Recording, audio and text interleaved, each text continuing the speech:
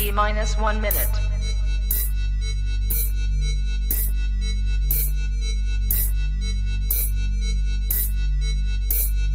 T minus 50 seconds.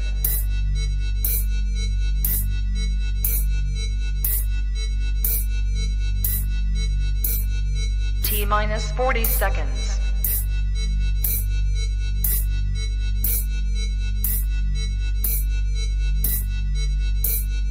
T minus 30 seconds.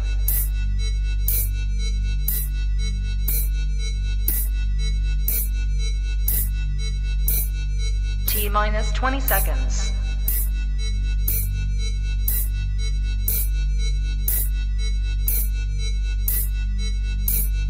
Ten, 9, 8, 7, 6, 5, 4, 3, 2, 1. Public service announcement. I need all my Titan fans to come on down. Grab you some popcorn, grab you a drink. Titans Colosseum in the building. Yeah, not, boy, I'm in the game. Still ballin' out, never change. I be rapping my hometown for the whole city, really knew my name. Boss talk, I don't do favors. Yeah, we signing deals with the top players. We just started this lifestyle. We be having all kind of haters. I'm a madman, they better come get me. Wanna box me in, but I'm too shifty. If they come at me sideways, I'ma stiff on me like Derrick Henry. Now listen, we're not the same. EA Sports, boy, I'm in the game. I be rapping my city, dog. Got a tight logo hanging on the chain. Big money, big moves. New stadium on the way. Nashville, we hold it down. We the one team that you don't wanna play. They be trying to talk down on us. I just laugh at them and I walk away. I don't tolerate disrespect. Might shoot a fade, penny hard away. Big money, big moves. New stadium on the way. Nashville, we hold it down. We the one team that you don't wanna play. We be putting in the hard work, so we coming in with all kind of skill. I be living in the end zone. My finger roll like Tannehill. What's poppin'?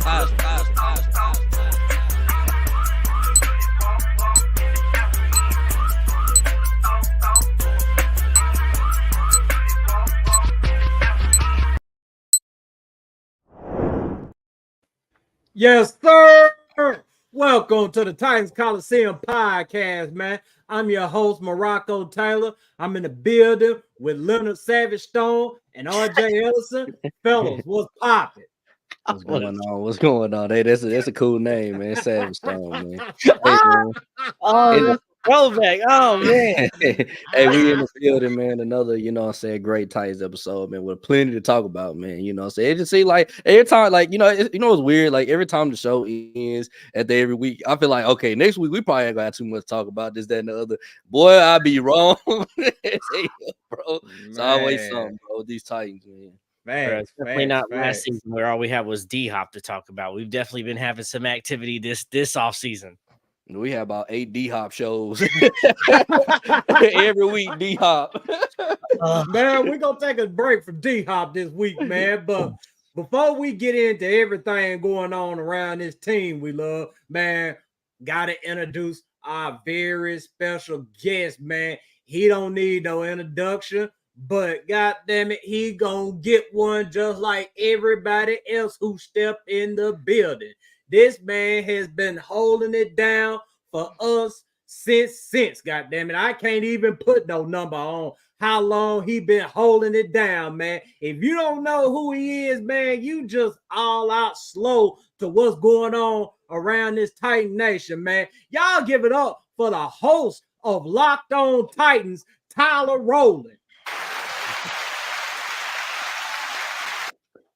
I feel like I need some fire behind me. You know what I mean? Like shooting up, like entrance. WWE like entrance, bro. Yeah, absolutely. That's what that felt like. I mean, Marako could be, a hype man for sure. I think that's already proven out to be true quite a bit. But yeah, thanks for having me on. I love talking Titans football. I don't care when it is, where it is, what's going on. That's what I want to do. So excited to do that with you guys here. Yes, sir. Yes, sir. It's been a long time coming, man. But, man, we blessed to have you up in here tonight, man. We also blessed to have everybody that's tuned in tonight. Shout out to Julie, CJ, Ronnie, and everybody out there that's locked in with us tonight. Make sure you like, share, subscribe, tell a friend about us, blah, blah, blah. This, that, and the third. Hey, Firestone, you already know I'm not about to talk about that damn beard, man. I'm going to leave it to you. I got you, man. This episode is brought to you by LionsDenBeardCollection.com. If you're trying to get your beard in a tip-top shape, or you're trying to start your beard, you go to LionsDenBeardCollection.com, get all the luxurious products that you need to make sure that your beard's looking right. Use promo code Colosseum, get 25% off your order.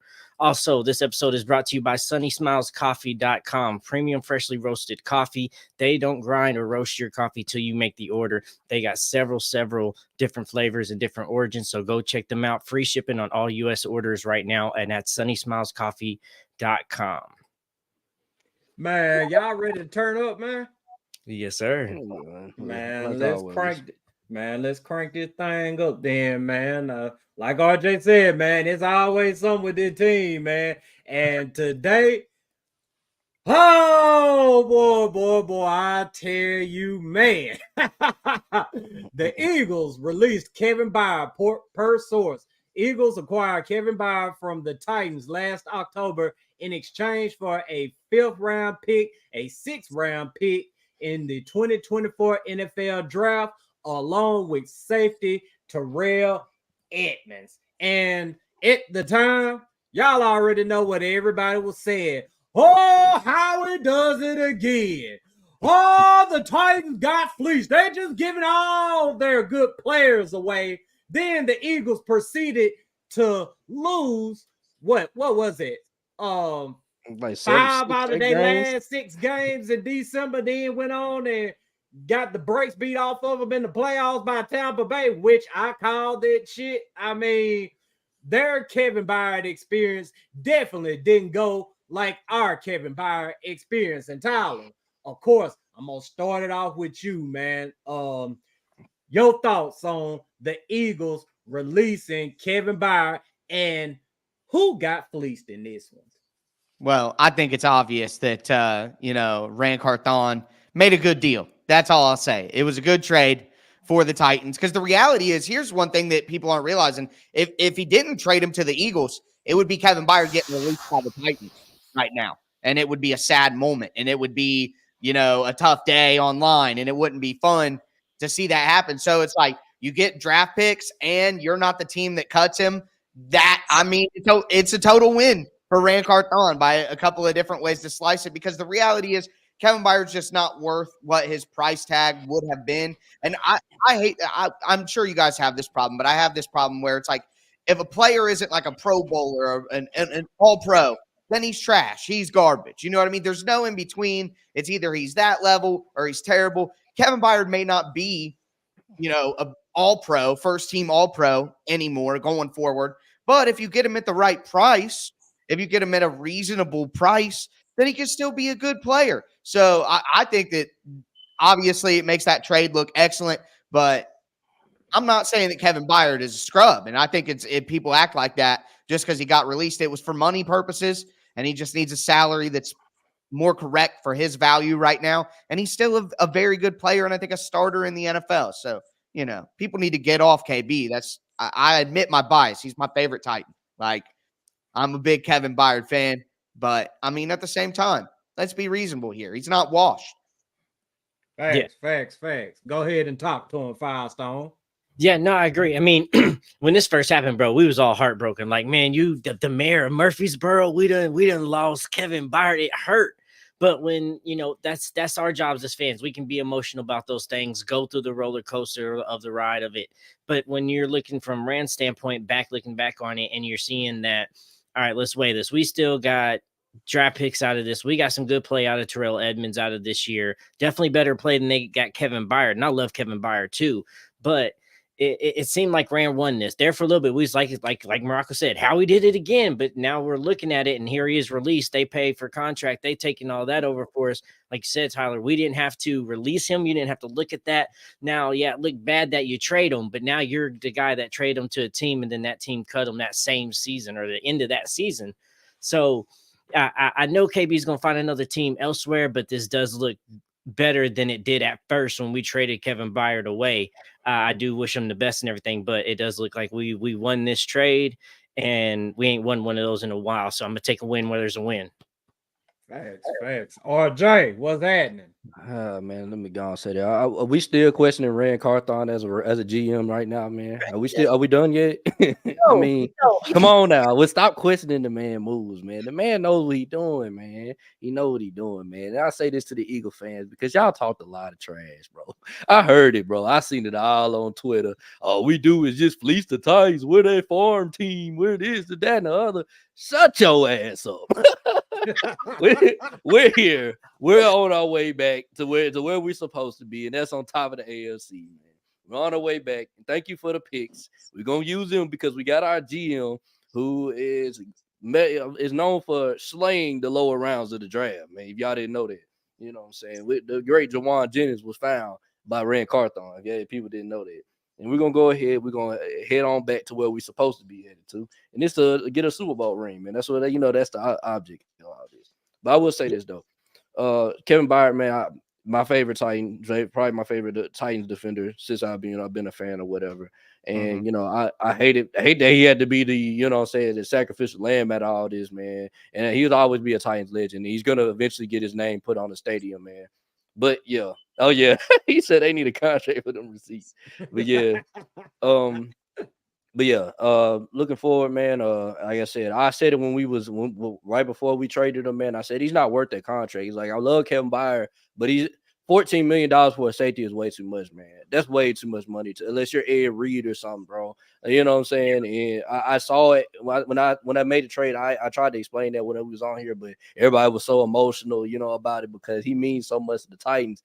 And it's the same way, with if Derrick Henry leaves a free agency. Like I wish we could have got something for him. But I understand why they kept him. They just couldn't do it. You know what I'm saying? The emotion. I think him having that send off at the end of the season, though, grabbing the microphone, saying his piece.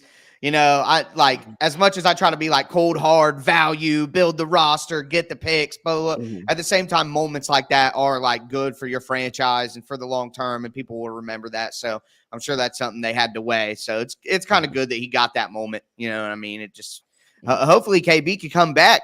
I mean, I know we'll get to it, but I mean, I'm not taking it off the table. You know what I mean?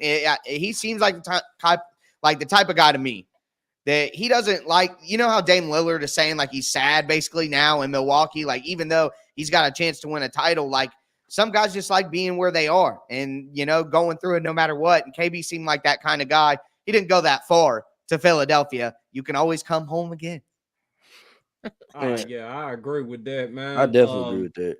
My piece about KB, man, of course, man, I'm going to always be appreciative of Kevin Byard for everything that he done. I mean, the man didn't even miss a game as a Titan, man. I mean, shit, man. Anybody that's got anything negative to say about Kevin Byard, man, I mean, it's just straight up foolishness. But at the same time, you have to be real about the situation. I mean, Kevin Byard, he was, on the decline this past season, man. He didn't look like that same KB that, was snatching all the interceptions and in on every play or whatnot. I mean, that just wasn't that dude anymore. And Rand had to make a hard decision that, some of the fans understood and accepted, but some fans just couldn't let it go. Still can't let it go because they sitting up here coming up with all kinds of foolishness, talking about, well, look, the Titans have $20 million in dead cap. Like I give a fuck about dead cap and all that old bullshit or whatever, bro. We got something for Kevin Byard that's way better than letting him walk out the building. So, like I said, I'm appreciative of Kevin Byard and, about the, reunion thing or whatnot. A part of me says I wouldn't mind it, but if you ask me whether I want a reunion or not, I'm going to say no. Just leave the past where it's at, because if he comes in and he looks like the Kevin Byard that got traded to the Eagles, we're going to be sitting up here regretting it. And, it's going to make things look a little bit more worse. So just leave it where it's at. KB, he'll always and forever be a Titan, and there'll be a day that KB comes back and gets his flowers. Yeah, bro. No, it's kind of like the X metaphor, right? Like you don't leave the X, go back, and then think things are going to change. Now, we already said that he's not what we're wanting to be. And like as a fan, I want to see him come back too. But when you look at like, all right, remove emotions, what's business side? We're already trying to move on. We're trying to get faster. We're trying to get younger. This ain't a Mike Vrabel's team no more. He's a Mike Vrabel's guy. Let's just go ahead and turn that page like we already have turned that page. Instead of going back, then we got to basically decline a year at that position at bare minimum. If it don't work out, then all that speculation of you looking good in the trade is going to all be looking back as you now re-signed him and then had to cut him again. And just move on. Let's find somebody else and turn that page.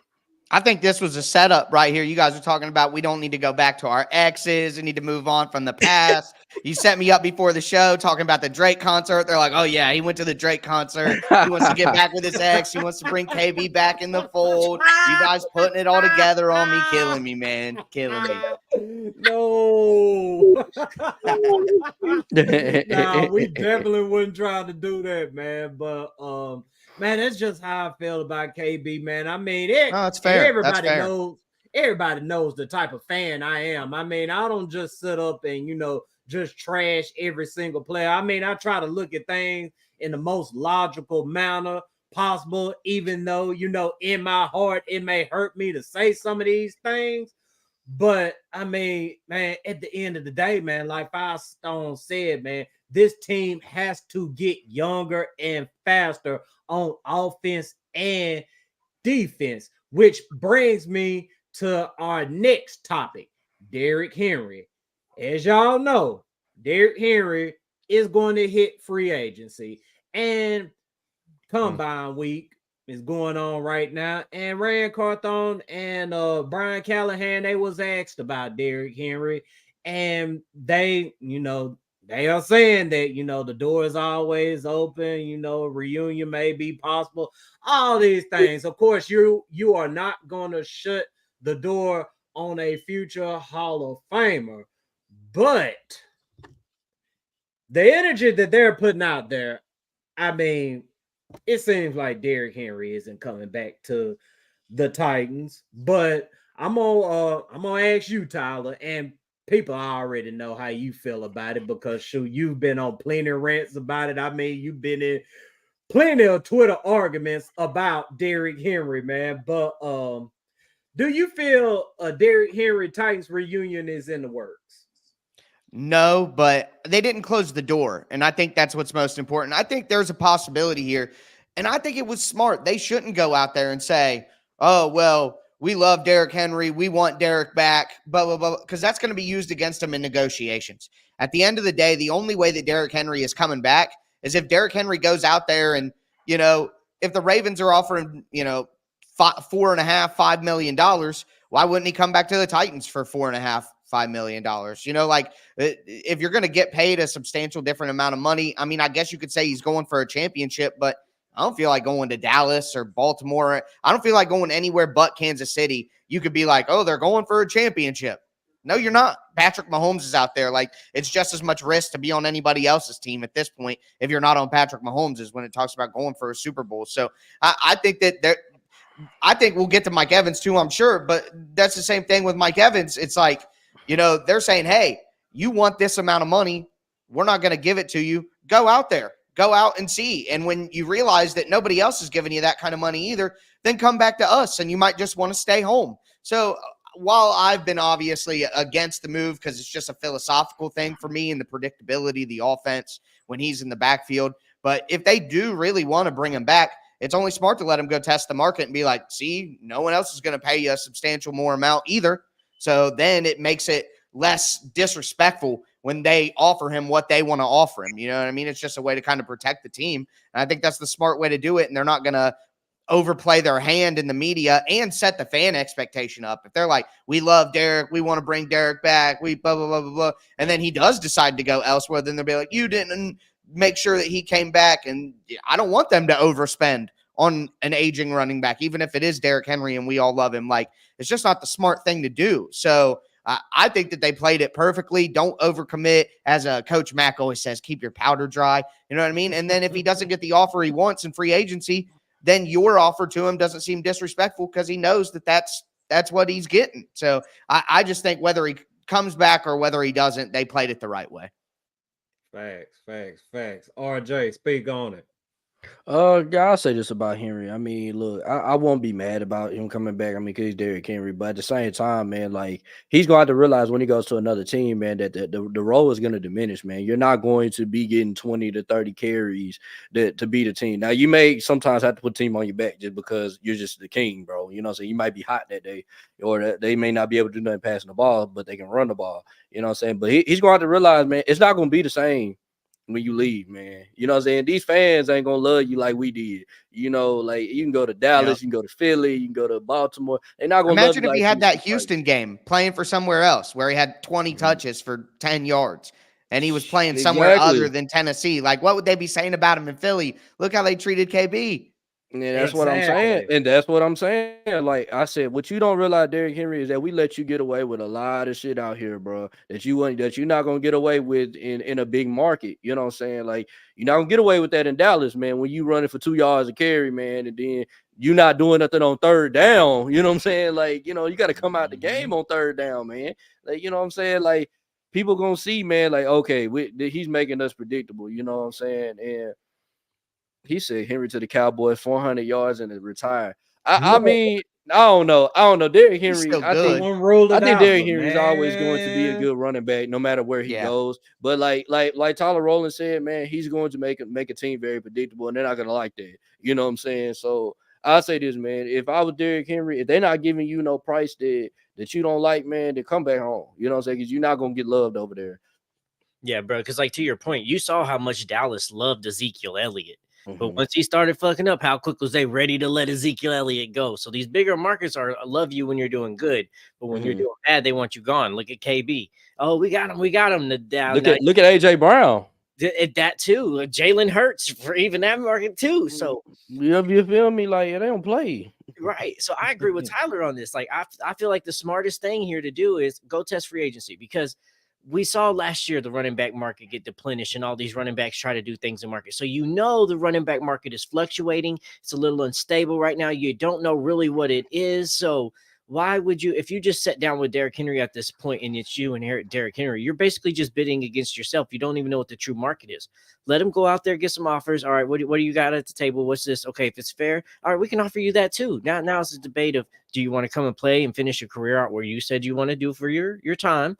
Or do you want to respectfully go and think that this team honestly gives you a better chance at a Super Bowl? Because then that's what it's going to come down to. So I agree. The best thing for him was go test free agency, go see actually what your value is, and then we'll see if we can actually compete with that value or if that's out of our price range. So, but I'm hoping they bring him back, because I do believe this running back, the running back position is devalued right now, and it is really low. So we might be able to get Derrick Henry for a low, because nobody else wanted to pay Josh Jacobs or Saquon Barkley last year. And those guys are the young guys. So I don't know. I'm hoping he comes back, but I just hope it's for a reasonable price. But I don't think he's going to get what he's actually looking for, what people's actually expecting to get. But hey, I said the Bengals wasn't going to franchise T. Higgins, and I was wrong about that. So you never know. Yeah, I was wrong about that too. I was wrong. Hey, I wasn't expecting that cap jump that much, bro. I wasn't expecting that much money. Right, man. I'm gonna keep it real. I honestly feel like the reunion is going to happen. I mean, at the end of the day, y'all are right about the running back market, man. I mean, these teams, and this is going to segue into the next topic. These teams aren't going to be, jumping to the front of the line just to pay these running backs. And keep in mind, there are a lot of damn good running backs coming out in free agency this year. Probably one of the biggest running back classes in free agency that we've had in years, man. And I want to ask y'all this question right here, man. How long will these top running backs be available in free agency? Go ahead and talk to us, Tyler. Well, it depends on if they're realistic or not. Because I think when you're a talented person like a Saquon Barkley, like that dude's one of the most talented guys in the league, it's probably hard for him to accept like the price range of where he's getting paid. Like a Gabe Davis is going to get like 12 to 14 million and Saquon's going to get like 11. You know, he's like, what the heck? Like Saquon Barkley's a better football player than Gabe Davis.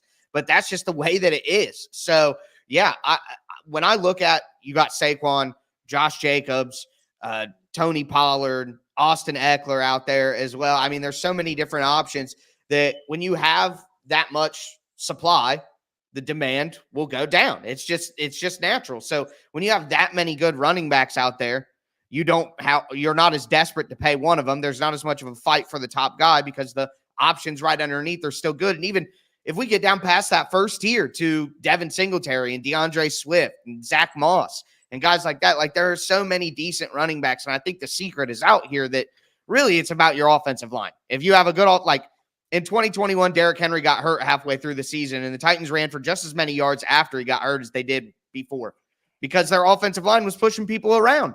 And they got two guys off the couch in Deontay Foreman and Dontrell Hilliard and did it that way. So teams just know that you don't have to put so much money into it and you don't need to pay the top guys. So with that, and there being so many guys available, it's just going to push the market down even further, which I guess depending on what you want out of the Derrick Henry situation, that could help you if you wanted to have him back. So I don't think there's going to be offers like right away. Maybe Saquon is the only one I could see like getting an offer on day one. But I think it'll go a couple of days into the first week before we start seeing these dudes get picked up because there might be some shock initially at, oh, wow, I'm really not going to get paid what I thought I was. So we'll see how it goes. But I wouldn't be paying any of these big time running backs. I've been saying that for a month. I feel you on that, man, and I pretty much agree, man. I just hate, this running back situation, man, because I mean these guys do so damn much for a team, but yet, it's just so many of them, man. And y'all are right. I mean, shoot, you lose a running back, I mean, shit, you can go replace the motherfucker pretty easily, man. But Firestone speak on it, man. Yeah, and in our situation, and I want Henry to come back, but even in our situation to build on Tyler's point here, it ain't like we're losing Henry and we got to replace one running back. No, we got Tajay too. We just need somebody to pair with Tajay. So like he says, if we drop to that tier 2 or tier 3, as long as like you get a Zach Moss or DeAndre Swift that you can pair with Tajay Spears, then you're still good. But I still rather have Henry. But it's not the end of the world because like you said, there are so many options out there. So I just don't see that market being as big as it is. I mean, we saw last year Josh Jacobs didn't get an offer until like a couple days until like the last day that they could give offers on free agency. And then he signed to that. Saquon didn't get one. He got free agency, franchise tagged. And these two guys are still back in the market. So and those two are supposed to be the next two guys right behind Henry and Chubb. So if those guys aren't getting what they're expecting and they're having to wait a long time, I'm kind of in agreement with Tyler here. It's going to be a little bit of time before you see running backs come off the board. You're going to see these wide receivers go off these boards a lot quicker than I think you're going to see running backs and these offensive linemen. Also, I'll say this, though. I think we got to wait till after that draft, too, man, because a lot of these running backs are going to be waiting till after draft time because if one of these teams draft one of these running backs, they're going to be, you know what I'm saying, like, that makes the free agents, some of those running backs have to wait, like the AJ Dillons, what else? Who's in there? Deontay Foreman. Like they're not gonna get picked up till after the draft because like you can find an AJ Dillon in the draft. Like that the dude from Notre Dame to me plays just like AJ Dillon. A lot of Braylon Allen to me plays. Estime. He plays just like AJ Dillon. Braylon Allen to me is gonna be a good running back. You know what I'm saying? Yeah. Like you can get him for the cheap. And I just look like that. That's why I've been looking at running backs, man. I really like. I do like a running back, that to pair with Tajay Spears, who's also small, but he runs with a lot of power. Blake Corum, man. I think that the smaller running backs are kind of taking over the league a little bit. You know what I'm saying? You look at Isaiah Pacheco, man. Hey, look at the Chiefs running game. They don't have a big running back at all. You know what I'm saying? Right. They still run the ball. Behind them big offensive linemen when you got that little small guy, and then he just jukes between these holes, and bro, it's harder to get him. It's harder because if you're moving bodies around up front with your offensive line, then that's just the reality that it's just easy to find guys who can run through open holes. And you don't have to pay 10, 12, $14 million for it. The last 15 Super Bowl champions, their leading rusher in the game made $5 million or less. Like the numbers are just out there. Of course, Christian McCaffrey's getting a lot of money and San Francisco made it. Christian McCaffrey isn't just a running back. He's a wide receiver. And the reality is we all know it. Derrick Henry has some crazy strengths. But he's got some major weaknesses too. He cannot run a full route tree. And you see him out there, even when he does those little flat routes, he's high, running up top, might bobble it a little bit. He's not like turning around. Like, look at Tajay Spears. Even people who just watched the Titans, Spears catches that thing and he's like back juke, spin move, get by two guys, get up the field. Like, it's just different. And they need two people who can do what Tajay Spears does. That's why I'm watching Joe Mixon.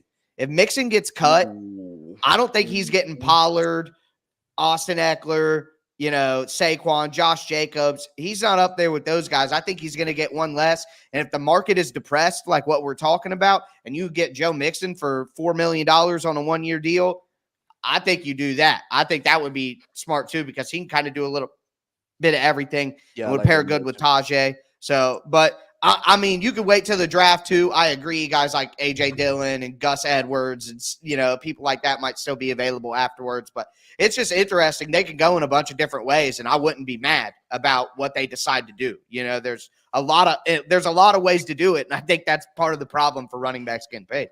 Yeah, I'm most definitely with y'all on to being patient on the running back position. And Rand Carthon, man, he loves them. You see that we got a lot of late round draft picks, man. Guaranteed we're gonna get a running back in one of those draft picks, because it might be a lot of value in there. Because I just look at it like this: these running backs to me there's no elite running back in this draft class, but they're good ones. You know what I'm saying? There's ones that get the job done. And I just feel like, a lot of people are just going to be patient on them. There's going to be a lot of wide receivers taken, a lot of offensive linemen going to be took. Their passing game is becoming prevalent, man. You got to pass the ball and get to a Super Bowl, dog. And you know what I'm saying? And I just feel like, that's what everybody's main focus on. So I wouldn't be upset, if we didn't wait a while until we get another running back. If that's saying Derrick Henry doesn't come back, so. Yeah, no. You start having awesome quarterbacks and wide receivers. We always have awesome running backs. Yes, we're Mount Rushmore. It would be cool. Let's get a Mount Rushmore of quarterbacks going, because right now it's like McNair was great. Tannehill, of course, you go back, obviously, Warren Moon and players like that. But just for the Titans, it's like Tannehill is one of the only two faces on the Mount Rushmore for real. And it's like, maybe if our quarterback, maybe we get some more better wide receivers. A.J. Brown was on the team for 2-3 years, and it was the best offenses we ever had, man. Like, I want to do that again. Like, if we're not going to win the Super Bowl, all right then. But, like, let's be awesome on offense. I want some of that, Let's go. Give us a fighting chance. Yes. No, I agree. If we don't have Henry, we got to get somebody in free agency, but it ain't got to be a top guy, because there's so many people in there. I mean, Dobbins is in there. J.K. Dobbins, DK, I can't miss it, but the dude from Ravens, he's out there as well.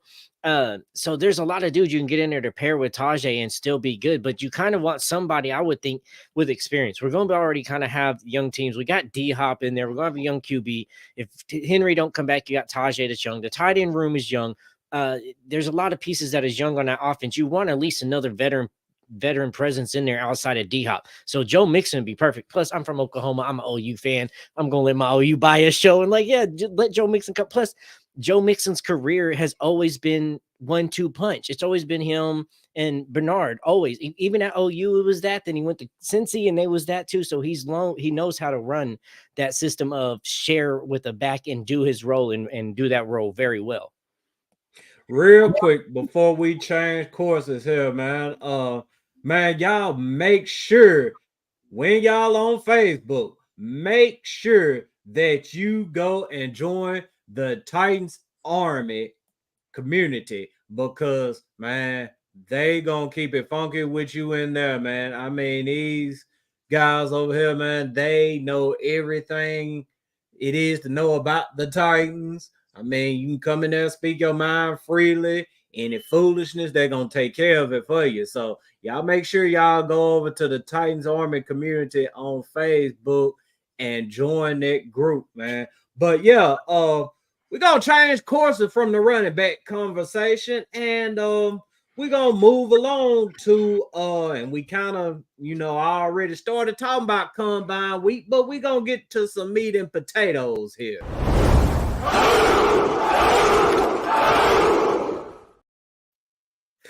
Yeah, so as y'all know, it's Combine Week. All the college players are out there, running around in their shorts and doing interviews, trying to, get the bag. And one guy in particular that's been trying to get the bag from the Tennessee Titans is Brock Bowers.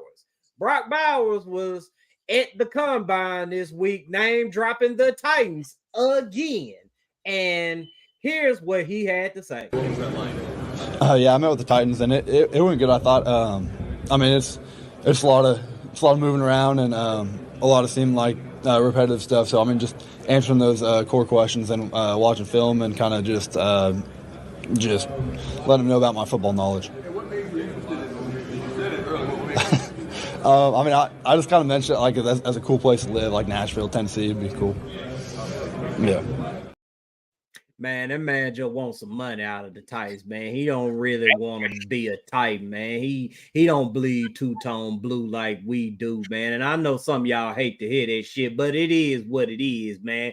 But I'm going to toss this thing over to Tyler, man. Tyler, do you feel like Brock Bowers is a legitimate option at number 7 for the Titans? No, I do not.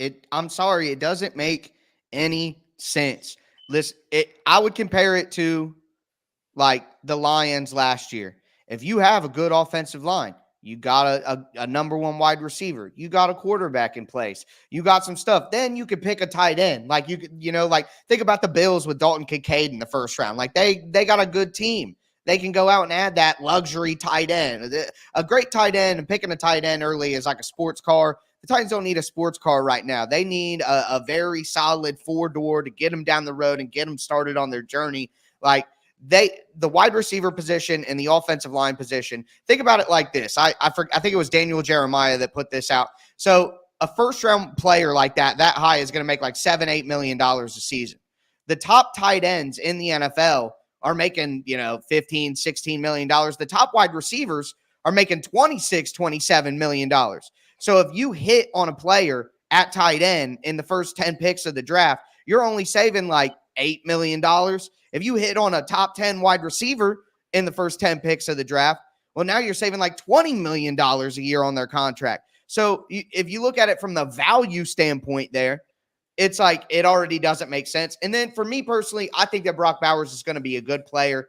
But do I think he's going to be Travis Kelce? Do I think he's going to be George Kittle? Do I think he's going to be that? I'm not that certain. Like that's, I think he's got a very good floor. Like he's not going to be bad.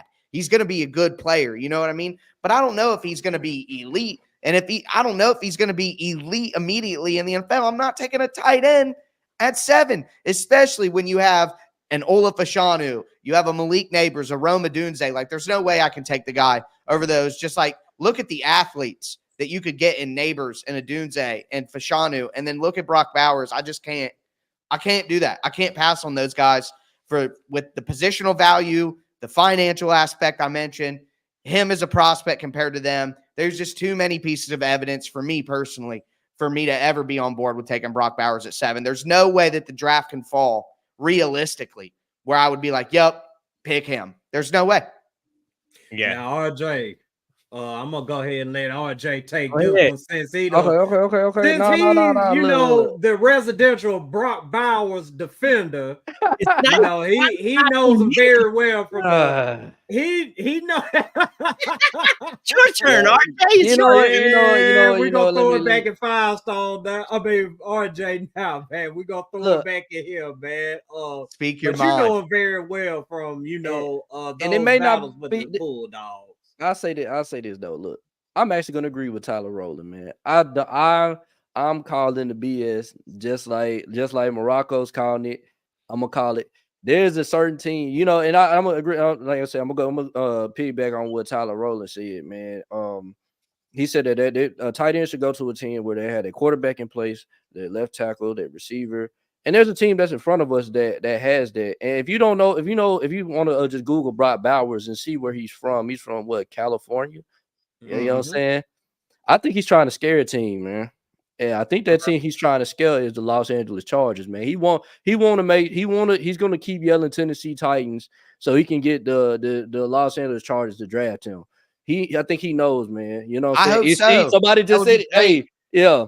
I think the Chargers. I think he's trying to scare the Chargers, man, because he ain't got no allegiance to the Tennessee Titans, man, at all. And look, I think he's good. I think he's a good player, and he's going to go early, and he should go early. But the Titans just cannot be the team that takes him early.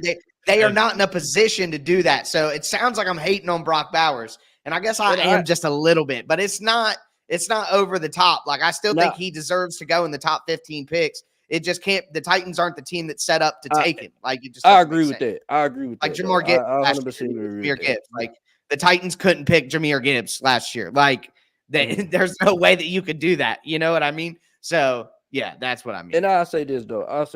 As in, I mean, granted, I see everybody try to say I'm a stan. Like, I ain't no stan. I just think Brock Bowers, to me, you're gonna see what I'm talking about when he get on the team, bro. Like, hard. That boy be I going. most definitely see it, man. Like Tyler said, man. I mean, we ain't on him. If he go to the Chargers, bro, and he get Justin Herbert as a quarterback, bro, y'all gonna see exactly why I wanted to draft him. You know what I'm saying? But granted, I agree. It doesn't make any sense for the Titans to draft him. I think he's trying to scare the Chargers into drafting, getting drafted. I think he wants to live in Nashville too.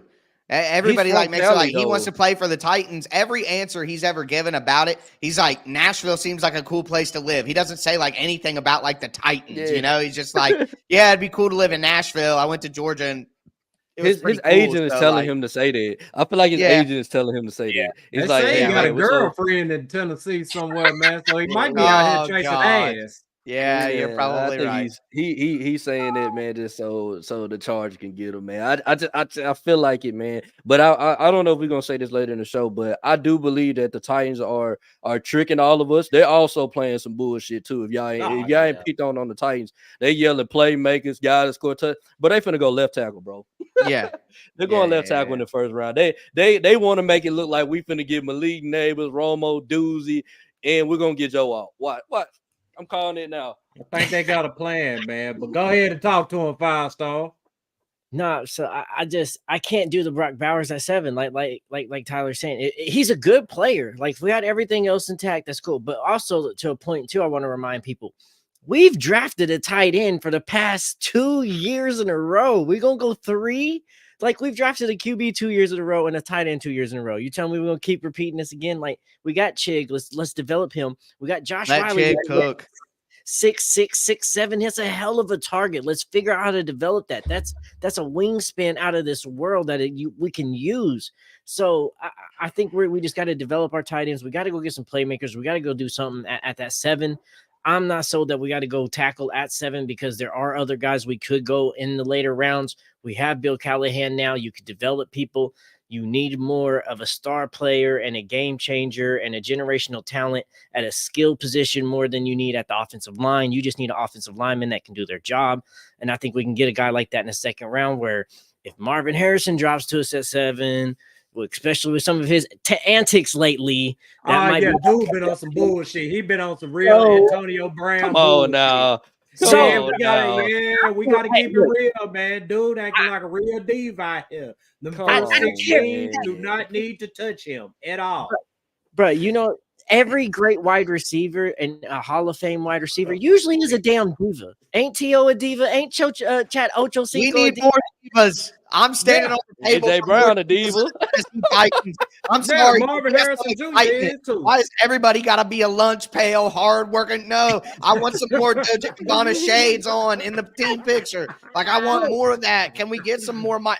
We need some more diva. My favorite wide receiver of all time is Terrell Owens. So I'm sorry. Say what you want about me, but I'm here for popcorn. I'm here for excitement. Like I was saying earlier, if we're going to lose and we're not going to win the Super Bowl like we haven't in 25 years, then I want to have some offense. I want to see something exciting. Let's see some taunting. Can I get some more taunting from the Tennessee Titans? Like, let's see some swagger out here. I want more. I mean, so we gonna act like players like Andre Johnson and Megatron and Jerry Rice, they don't exist. Like, come on, man. They ain't all got to be divas now.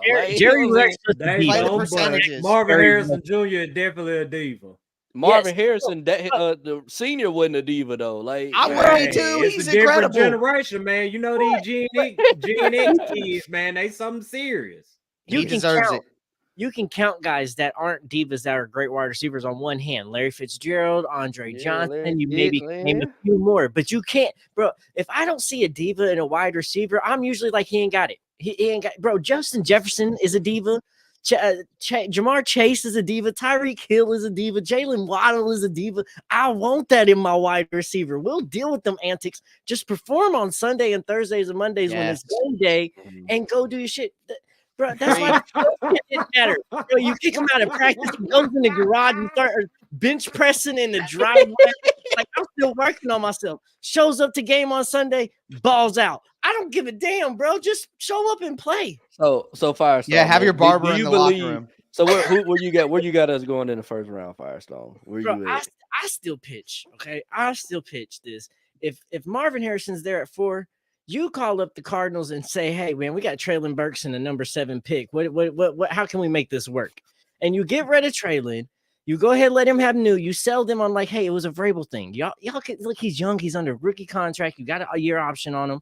Y'all can develop him. He's still talented, still young. Y'all can have him. Give us 4. Y'all got your wide receiver. Y'all bounce back to 7. Then you can get some protection for Kyler Murray, and then we can go get Marvin Harrison Jr. and then go get a tackle in the second round, bro. I'm just saying, you can make it happen, Rand. You can. I'll say this, Firestone. If we're staying at 7, where do you think that we're doing? What do you think that we're doing? If Malik Neighbors is there at 7, I really think we're going to go Malik Neighbors. Like, I know you think they're blowing smoke, but I honestly do think they're trying to get faster. Like, that was something, especially on defense, that was something that kept killing us last year. People are getting burnt on things that they shouldn't be getting burnt just for the fact that they can't keep up. Wide receivers not getting separations on routes that they should be getting separation. Why? Because they just ain't got the ability to get separation. So we do got to get a little bit faster. Do we got to make everything all about speed? No. But if a guy like Marvin Harrison Jr. and Malik Neighbors is jumping off at the board at 7, and we're just talking about a generational tackle, I think you go with that skill position player, because those are like Tyler says, that's going to save you more money in the long run off of having a rookie contract that high. And we can get things happen. These wide receivers are ranking up bank, bro. So you need to get you a good wide receiver at 1. And I really still think that we can get a good, decent quality left tackle in second round, and Bill Callahan can coach him up and make him be whatever we need him to be. That's what I want. But I'm just telling you what they're gonna do. Go ahead, Marako. Yeah, hold it right there. Hold it right there. Cause Firestone, you just got something started. Tyler, you got time for one more? Yeah. Okay. Let's go ahead and rock it then. So, Firestone, you brought up some damn good points, but I want to throw this question out here. I'm gonna let RJ take this one first. Okay. So, which one would benefit Will Levis the most? Adding weapons or adding protection? Well, let me start this one out, man. First, I'm gonna pull up this comment, man. Thank you, Matthew Mattis, man. Well, so you want to drive a Lamborghini with no insurance? That's what y'all want to do? No. Didn't I say get a tackle at second round? Why does it have to be if we don't go offensive line first round? We're not getting a good offensive line. So you want the worst State Farm insurance? That's what you want. You want the Lamborghini with some bullshit insurance on there, some third party insurance. Sell me on what makes Joe Alt so much different than the guy from 2 and 3 on the tackle. Then you can sell me that's what's the difference between Malik Neighbors and Marvin Harrison from 3 and 4 guys at wide receiver. If you can sell me on the separation gap is bigger at tackle than it is at wide receiver, I'll get with you. But just because we don't go offensive line first round don't mean we're not getting insurance. It means that we don't have to reach for the first round. We're not as desperate as we was when we had Mike Vrabel on the staff and not a good offensive line coach that didn't know how to develop players, right? We got one of the best offensive linemen. We don't have to go offensive line at 7. But if you don't go offensive line at 7, that second round pick, you better hit right on that offensive line and get that left tackle right. So because you can't go 7. And so basically, Firestone, you want the Lamborghini with okay insurance. That's what. Hey, can I just say this? Why are we talking about insurance when I can afford a Lamborghini, baby? Let's go. I'll buy it. That's all. See, man. So what happens? So let me ask you this: what happens when the Lamborghini wrecks? Then, so what you gonna do then? You know what I'm saying? You got a $20,000 deductible you gotta pay. You know what I'm saying? You ain't got Okay. Hey, we got the best mechanic in the world, and his name is Bill Callahan. That's what I'm gonna tell you. And listen, that's why Earlier in the year, when Mike Vrabel was still the head coach, I was gung-ho. You can't pick a wide receiver. Take either Alt, take Fashanu, whichever of the top tackles is there. You got to take them, no question. Unless it's Marvin Harrison Jr., who I think is generational, but I don't think there's any way he's falling to 7. You know what I mean? So to me, it's just now that we have Bill Callahan as the offensive line coach, I am more open to and more willing to accept. Now, I think they should take Joe Alt over Malik Neighbors or Rome Odunze. I'm going Joe Alt. I think he's plug and play for a decade, left tackle, one of the top 5 most important positions of football. Lock that in. Don't worry about it, blah, blah, blah. But if Alt is off the board and Marvin Harrison Jr. is off the board, and I got to choose between Malik Neighbors, Rome Odunze, or Ola Fashanu, I'm going to take Neighbors and Odunze before I take Fashanu, because Fashanu has all of the potential in the world, right? He could be Laramie Tunsil, blah, blah, blah, blah, blah. He's not quite as much of a sure thing with his technique and his run blocking, blah, blah, blah, but he should be awesome. Well, Patrick Paul, Tyler Guyton, guys like this, they have all the great athletic traits, and they just need some technique development. So if I got to develop a guy anyways, I'll just take the wide receiver I don't got to develop and is going to be a dog right now, and then take a guy I got to develop in the second round. If I'm taking Fashanu and I got to develop him to get the best out of him anyways, you know? So if Alt is off the board, I'm taking the wide receiver. So Firestone, so Firestone, Tyler, it sound like y'all guys are believing in the mechanic more. You believing in the insurance. No. See, this is my he went I got a good mechanic. Okay. Okay. You're saying no insurance, but you got to remember, like, we got a different driver now in that Lamborghini seat. Okay. Yeah. Okay. We're just getting cheaper insurance. We're just not getting top tier insurance. No more. Okay. We got somebody in that seat now that has been doing this, knows what they do. We got a professional driver in this Lambo. Okay. So we 500 is in this bitch. Okay. So we went from Danica Patrick in there to Jeff Gordon. That's what you saying. We got Bill Callahan, bro. It's different. And that's what I'm worried about with Joe Alt. Like, it is an easier pick. It does make sense. Go draft them, play it's done. It's an easy pick, but is it the right pick? Because, all right, who's our offensive line coach? One of the best offensive line coaches in the league. Who's our wide receiver coach? I don't, Mike Tolbert. Mike Tolbert. But if you're sitting there basing off of who can actually develop and do something better, are you going to be sitting there with the Hall of Fame coach, the future Hall of Fame coach at the position that he needs to develop players, or the guy we got there that's trying to help install an offense? And even Brian Callahan has said, like, hey, we didn't have to develop Chase. Chase was just a guy himself. So why not go get that dog for him already? We kind of need that Chase for him. Like, D-Hop's going to be here this year. We're not sold on Traylon. We need a young guy under D-Hop years so he can mentor him and get him ready. How that takes care of his body, how you prepare for a season, like he's doing with Traylon this year.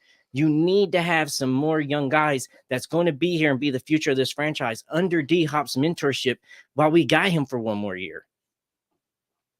So okay, my bad. I had my computer start BSing again, so I had to cut off. So I basically, where I'm at is I want the best protection. I want to make sure that we're always covered at all times, man. I know we got a great mechanic, and I know we got a better driver, but I want the best protection for the Lamborghini that's coming in the future, man. That's where I'm at. These Lamborghinis, I'm starting to see more and more Lamborghinis around Nashville, Tennessee, man. And you know what I'm saying? It's like you can get a Lamborghini, dog. They're there. You know what I'm saying? Like you just gotta be patient. Good things come to those that wait. You know what I'm saying? We need to be patient. We've been patient, bro. We've been patient. Have we got a Super Bowl yet? No. We haven't. What did the Bengals go do? They went and got Joe Burrow, and what they go do? They went and got him a Lamborghini, bro, and they made it to a Super Bowl quicker than we had. They crashed. They didn't have Bill Callahan or a good offensive line coach to make those things up, bro. How many offensive linemen did the Browns go through last year, and they still was block, bro? I don't even know some of the people they used last year, and they was still pass blocking they ass off and run blocking they ass off. So that's just my point. It's like we got a different guy. I'm not sold that it's Joe Alt's the only answer to our problem at left tackle. We do got to fix the left tackle issue this year. Absolutely agreed. But that can be in free agency. That can be in the second round, maybe the third round, but I think that's pushing it. I say free agency first or second round is where you got to address it. But I just look at it like this, though, Firestone, bro. there's a lot of Lamborghinis out there, man. There's a lot. You know what I'm saying? You can go to South Beach, you can watch, just go on the strip, man. There's a lot of Lamborghinis. You know what you don't see on those roads? You don't see a Bugatti, man. You know what I'm saying? No one has a Bugatti, man. And you know, that's what I'm trying to prepare for, man. You know what I'm saying? Maybe if we're bad this next year, you know what I'm saying, we win 6-7 games this year, we're gonna be right back in the top 10. Then we're looking for the Lamborghini or the Bugatti that we want. You know what I'm saying? Some of them Lamborghinis you talking about got Honda motors, bro. Don't play. They got Lamborghini bodies for Honda motors. They out here doing their justice. At the end of the day, the whole conversation that we're discussing is you got to pair it together. You can't just talk about the first round pick. It's wide receiver or offensive tackle or wide receiver. And luckily, there's depth at both those positions to where no matter what the Titans want to do, 1 and 2, they're going to have a pretty good pairing. I mean, me personally, I would like Joe Alt and, A.D. Mitchell from Texas. I think that would be an ideal pairing, but I doubt A.D. Mitchell's making it to the second round now. He just seems to climb every day with his skill set. But, I mean, if they ended up with Roma Dunze and Patrick Paul or something, I wouldn't be pissed either.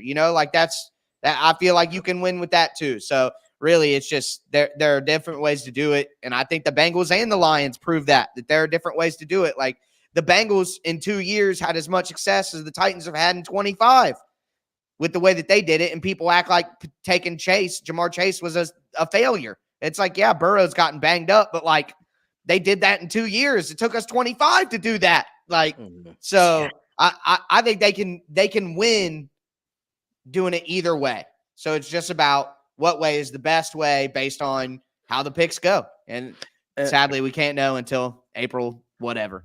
I'm gonna say this before Marako goes. I say this though. Look, man, Titan fans, man, there's one that's watching, there's one that's on Twitter, there's on Facebook everywhere, man. We're not gonna be competing for the Super Bowl next year. So we have time, y'all. We have to my opinion, we got 3 years so we have to pay Will Levis. So we got 3 years to make this thing right, man. So we don't have to get the best receiver in the draft right now, man. Let's fix this offensive line, because when shit hits the fan, you know what I'm saying, well, at least we can block. You get what I'm saying? When we get to the playoffs, we got to be able to block, or Little Levis we're gonna end up like Joe Burrow did and get sacked 9 times.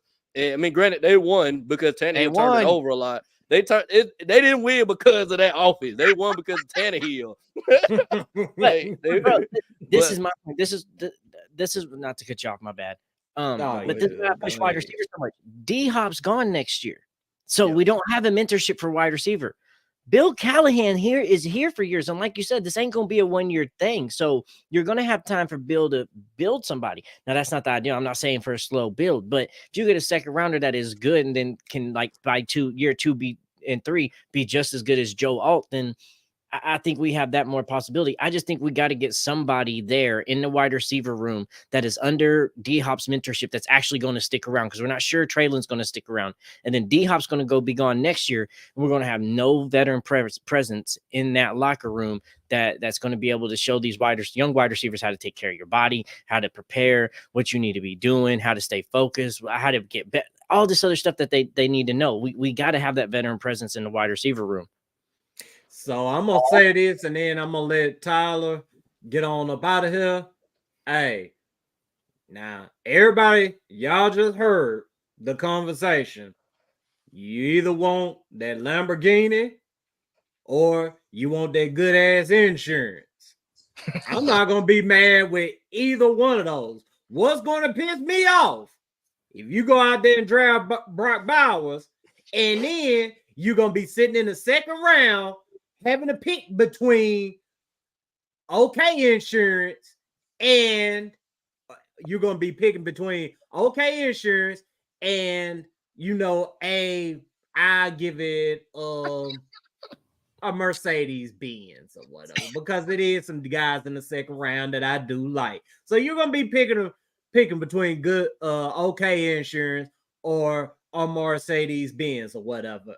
Then you don't have a third round pick. So, hey, you get to the fourth round, you're going to be without something. You're either going to be without that Mercedes Benz or you're going to be without that good insurance or whatever, because you drafted Brock Bowers with the 7th overall pick. That's why we're saying do not draft a fucking tight end at number 7, because all you're going to do is set yourself back. If you don't believe me, just look back at last year's draft and see how the hell we got Tajay Spears. We didn't just get Tajay Spears because we were so in love with Tajay Spears. No, we got Tajay Spears because all the good ass wide receivers was gone, and he was literally the best player on the board. So think about that while y'all hollering about Brock Bowers and shit. Tyler, we really appreciate you being on the show tonight. You got anything you want to say before you get up out of here? Not much. Just thanks for having me on, guys. Obviously, if you're a fan, check out the stuff. I really appreciate it. But had a great time chopping it up. Always good to talk some Titans. Yeah.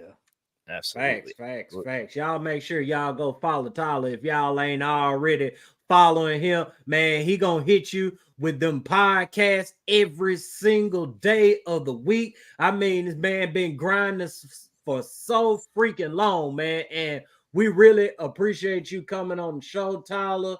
Man, you have a great weekend and stay blessed, man. Yeah, you guys as well. Thanks. All right. Yes, sir, man. Hey, that was dope, man. I mean, Tyler brought it to the table, man. I mean, a lot of heat. Hey, he did, and I love it too. But while we was talking there too, though, I did have this thought too. You know, there is a team in our division that, you know, had the same dilemma, and they picked insurance over the Lamborghini, and they ain't been doing shit right since. You know, them Colts, they went and got them a good old offensive line, bro. But they didn't. They kept trying to do the backup QBs, some aging QBs. They didn't have no talent at the wide receiver. Yeah, they had Taylor, but in the running backs, but that's all they really had. So I'm not saying it got to be that way. I'm just saying you got to have the perfect balance for it. Whether you go the 7th pick at wide receiver or offensive tackle in the second or reverse, you're going to have to make sure that you go get a good skill position player at wide receiver, and you're going to have to make sure you solidify that offensive tackle no matter how you do it in this offseason. So I got a question for you. Another question for Firestone, man. So at what color Lamborghini, man, are you ready to say just go ahead and get the best insurance, man? Is it the red Lamborghini, the gold Lamborghini, or the purple one? If you know what Lamborghini, you know exactly what I'm talking about right now. You know what I'm saying? What Lamborghini is. They just like, okay, after these 3 Lamborghinis, I'm going left tackle. You know what I'm saying? Going insurance. Brett, you know, hey, we saying no insurance, right? So let's go ahead and spark the insurance cost up. Let's go to the red one, bro. You know, the red. They say the red are the faster cars. If it ain't the red Lamborghini, you going insurance. That's what you're saying. But yeah, bro, like I'm really big on Marvin Harrison Jr. So like, yeah, if not, then you go offensive tackle. But Malik Neighbors is a good argument too. But Malik Neighbors can only be a good argument over Joe Alt if you believe that who you get on offense in the 2nd round is just as good, or you believe will be just as good as Joe Alt's future under Bill Callahan. So like that's just the argument that you got to kind of have in that scouting room. And I'm sure they're having it, but that's a tough decision that they're going to have this year. Anybody you're going to have to pick over Joe Alt at a wide receiver position, you're going to have to see and believe that they are better skilled to perform what you need to do. And you're more sold on a guy in the 2nd round that you believe you can get the same out of that you think you can get from Joe Alt. It just might not be as fast. So let's go ahead and get to some comments real quick, man, because, man, they've been lit in the comments. I ain't going to hold you, man. Shout out to Matt, man. Y'all make sure y'all go turn Blueface up too, man. Him and Massey, man, they finna get it back popping here soon. If I ain't mistaken, they finna get it back popping this weekend, man. So y'all make sure y'all tune in to their show too. But Matt says, how good would Joe Alt be under Bill though? And he make a damn good point, man. I mean, I'm sitting here thinking about if Bill gets his hands on a guy like Joe Alt, Fasanu, however you say his name, it's been a big ass debate of how you say that man's name. So I'm just start saying Olu. But if he get his hands on one of those 2 guys, man, oh my God. I mean, he may be molding a future Hall of Famer. Even, you know, one of the guys in the 2nd round or whatnot, Patrick Paul, And shoot, what's the other guy name? I can't say his name right now. Jesus Christ, I wish I could say his name right now. But yeah, man. If he even get a hold of one of those guys, I'm cool with that as well. I mean, my opinion, and this is where I'm at, man. I just said go ahead and get Joe out, and I do believe he's the pick because, man, they ain't even been trying to talk about. But you remember he said, I said the poker face, and we don't want people to know. They're not going to come out to the podium and be like, man, we trying to protect Will Levis. That's exactly what we're going to do. You know what I'm saying? They're not going to do that. They're going to say, well, we'll look at playmakers, we'll look at the best guy available, blah blah blah. They ain't said nothing about no pass protection, man. It lets me know that I really believe that Joe Alt is going to be the pick. Or Olu, you know, either one of the two. And the reason why I say that is just because, man, the way college football is played, the way football is played now, everybody's throwing the football. And from college football up to the NFL, there's gonna be more wide receivers, y'all. And you know what I'm saying? There's gonna be more wide receivers that we can get in the first round. I'd much rather have the left tackle, and we can kind of see what Will Levis is as a quarterback. And we also got free agency too, which I hope we don't spend no more than about 40, 30 million in free agency. I want to go into the next season with a lot more with 60 million in cap. You feel me? I don't want to spend all this cap money, man. We right now we don't. You start spending cap money when you believe you have a Super Bowl roster. You know what I'm saying? And I'll say this: like, let's go ahead and just solidify this left side so Will Levis is able to breathe in the damn pocket. You know what I'm saying? And we can see what he is as a quarterback before we decide to just go get wide receivers, man. And that's just my opinion.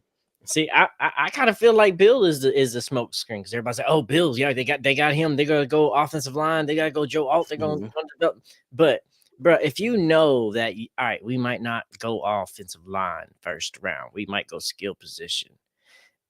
We might miss on this. It might not go good.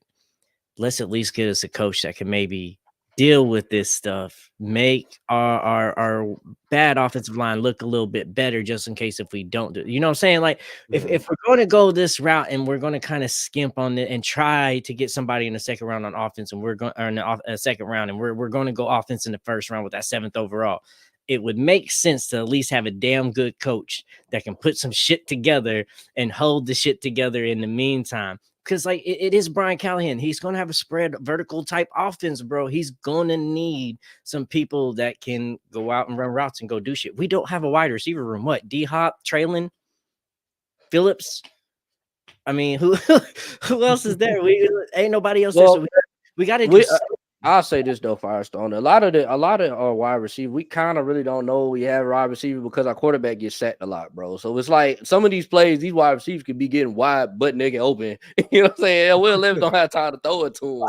I'm not talking about if they're good enough. I mean, like right now, I think all we got is 3 wide receivers on roster. Like because NWI is gone, Chris Moore is gone now. They were just those contracts, right? So I'm not sure if Phillips is still on the roster or not. So we got Dow, D-Hop, and Burks on the roster right now. We're going to need 5 or 6 wide receivers with this Brian Callahan offense. So we're going to have to go get some of these guys. Yeah, you're going to need wide receivers, most definitely, man. But get to another comment, man. I'm really finna kill 2 birds with 1 stone right here, man, because Corey said, and Corey, god dang, bro, I swear I love you, bro, and you already know, man. I fuck with Brock Bowers, man, but the Titans are just in too much of a pickle to be picking up a tight end with the 7th overall pick. But if they do trade back, like Pastor B said, if the Titans trade back and get some capital, I wouldn't be mad about taking Brock Bowers. I probably would be excited because I'm not going to hold y'all. Not having that 3rd round draft pick kind of messing with me a little bit or whatever. Because even though we got a high 1st, a high 2nd, that 3rd is the sweet spot in the draft. That's where, you start to find diamonds in a rough or whatnot. And a guy that we found in the 3rd round, I mean, we were just talking about him. We were just talking about him earlier, Kevin Byard. I mean, we got him in the 3rd round in the 2015 draft. And look at what he done for us, man. So not having that 3rd round pick messes with me, but I wouldn't be mad with a trade back. And if we trade back, I wouldn't be mad about getting Brock Bowers. But with a top 10 draft pick, do not touch a tight end. Go and get your wide receiver or go and get your left tackle. Get your Lamborghini or get your high top end ass insurance. Hey, I got to answer the phone for Mother Bear, man. Y'all talk to him. Yeah. So, Yeah, I don't think we're going tight end, man. As much as that we entertained it, you know what I'm saying, and I don't think we're going tight end, man. I agree with Marako on that. But I do believe, man, that I believe Joe Alt's the pick, man. I got a feeling, man. I'm a down, and no matter how many Firestones, how many people keep saying they want to come to Tennessee, they want to do this, they want to do that. Joe Alt's the pick, bro. I'm gonna stick with it. And I'm gonna hold down on it, man. The left tackle is second most important position on the football field, dog. Yeah, no, you're most likely gonna be like, because that's the Titan shit we do, bro. It's we go get offensive line, but I know that we gonna bring up somebody here later on too that's gonna go in the free agency. I know Marako's gonna want to bring up somebody else that maybe we should be looking at in free agency at this left tackle position, which would else help us solidify getting the playmaker in the first round. Because like I know Joe Alt's nice and everything, but everybody's already crowning this dude to be great, and he might be. I just know that we got to get some talent, like actual talent on this team. Cleveland Browns had Joe Thomas on their team, one of the best left tackles to play this game.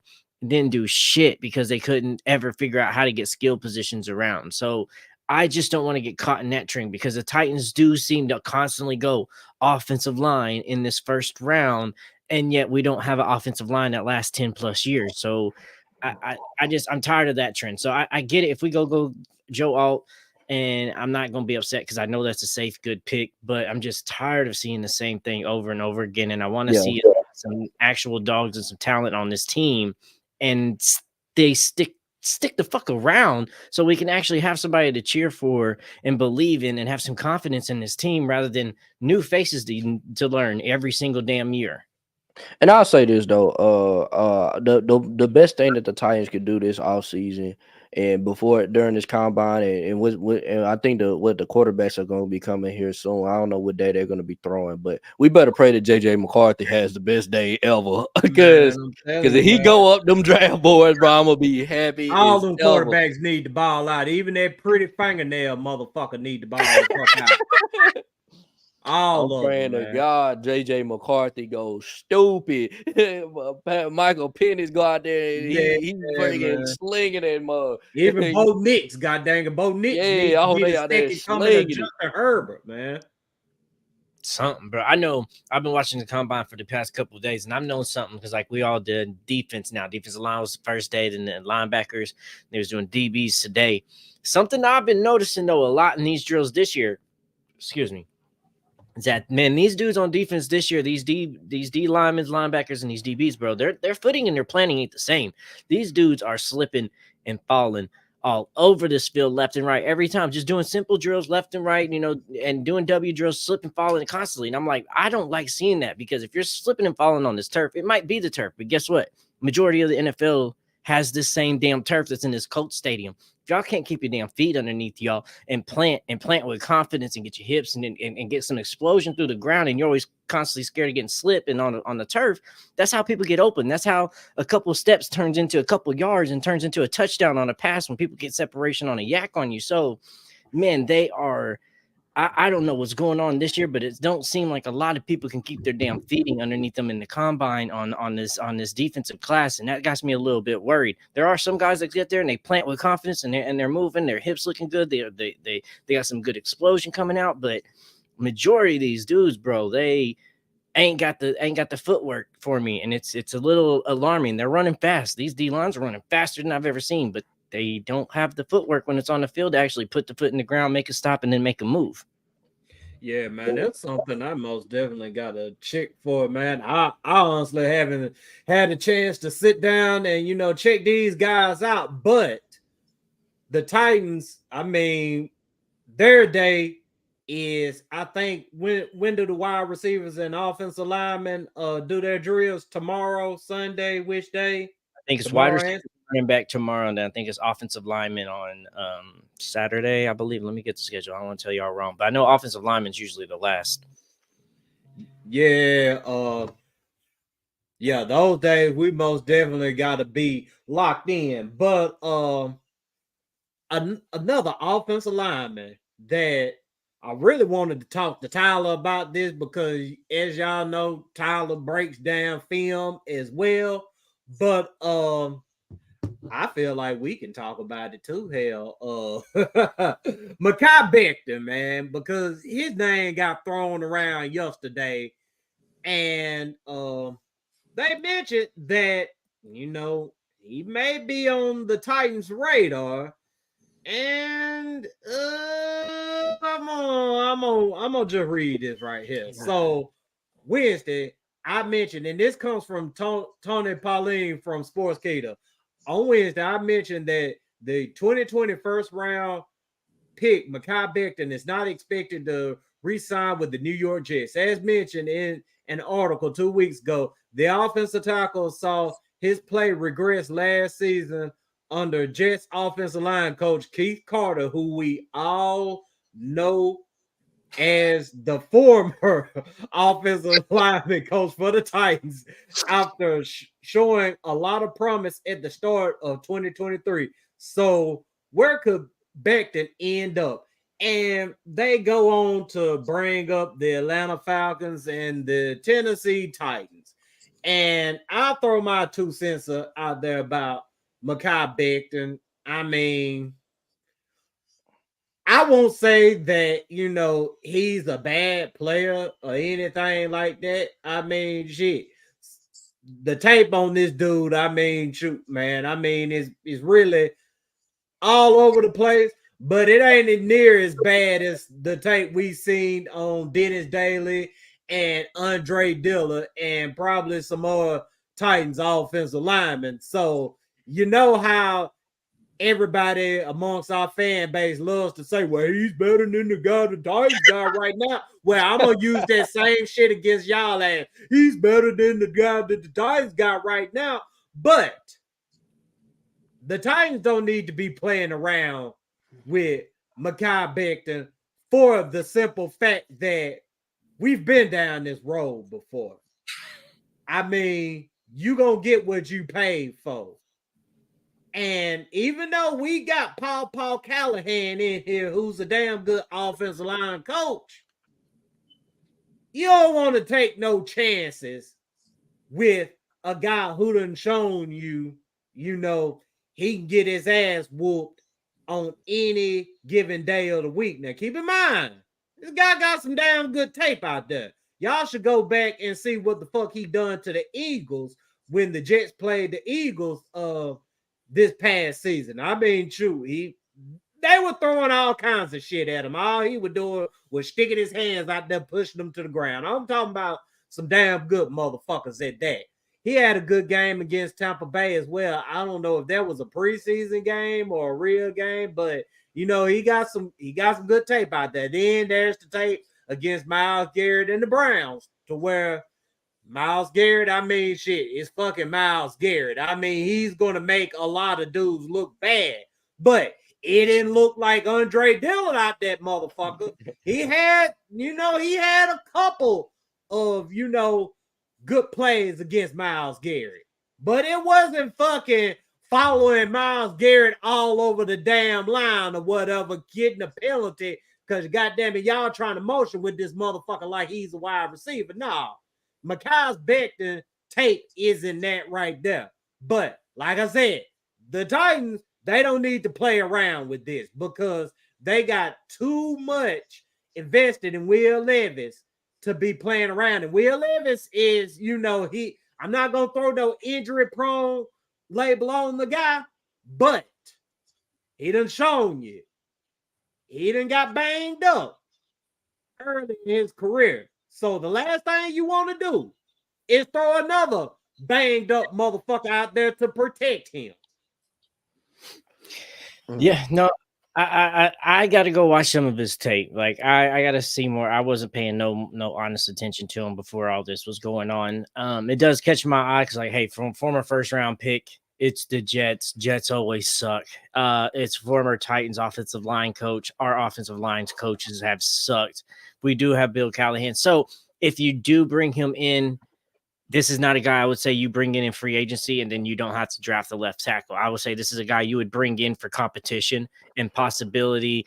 Best case scenario, you beat out who we draft, or the guy we draft is good, you're good, we can get some trade capital, or you just gotta get some competition, but it got to be for the right price. But hey, bro, he's 77. Don't 77s always do good for the Titans? I know we already got Peter in 77. Change that number, man. He can change the number, but that 77 always seems to do good for us. So but I gotta go back and watch the tape on him and see. But for the right price at left tackle, if former first round pick, anybody that has some potential, and if Bill thinks that he can coach them up, I would trust in Bill in this moment and say, okay, then let's bring him in, but let's make sure the price is right. And just because we bring this guy in, don't mean we're solidified at the left tackle position neither, though. I don't think he's that.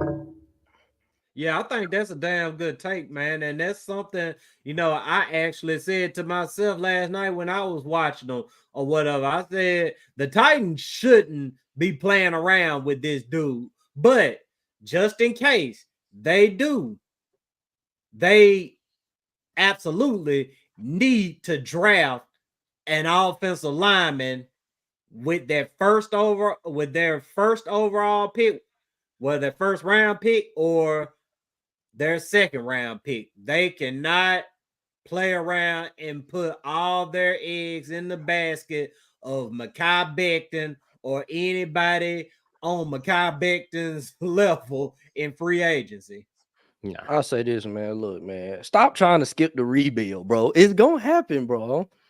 When you cannot build a great offensive line through free agency, it's not gonna happen, y'all. Like, stop trying to skip it, bro. We gotta draft a lineman, bro.